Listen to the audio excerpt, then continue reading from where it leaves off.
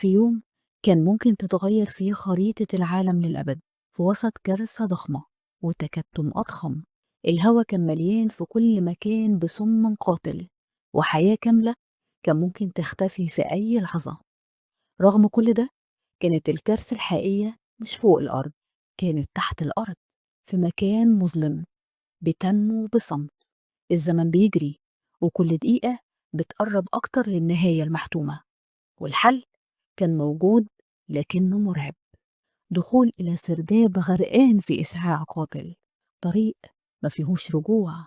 لكن في لحظة الحقيقة والشجاعة اللي أكبر من قيمة الحياة، بيقف 3 أشخاص قرروا يعملوا المستحيل، قرروا يكونوا أبطال الظل.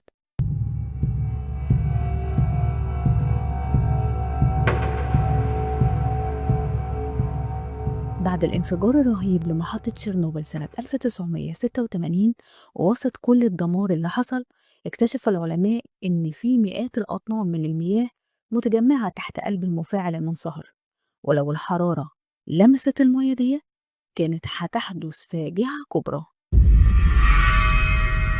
انفجارات بخارية هائلة أقوى بكتير من أي قنبلة، وكان الحل الوحيد هو فتح صمامات تحت الأرض تحت المفاعل نفسه لتصريف المياه دي. لكن الممر المؤدي ليها غارق تماما في إشعاع قاتل. وهنا ظهر 3 أبطال،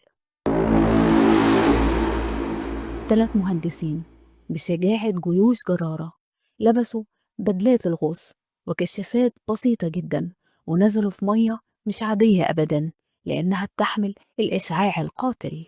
الصمت بيلفهم في كل مكان، وشريط حياتهم بيمر بسرعة قدام عينيهم، لكن كان بتدفعهم تضحية أكبر بكتير من حب الحياة. فجأة لمحوا الصمامات، لفوا المفاتيح بكل قوة لتندفع المياه وتتفرغ بالكامل، لينتهي فزع كان ممكن يمحي المنطقة بالكامل. سنين طويلة ساد الاعتقاد إن هم ماتوا فور خروجهم، لكن الحقيقة إن هم عاشوا لسنوات طويلة بعد الملحمة.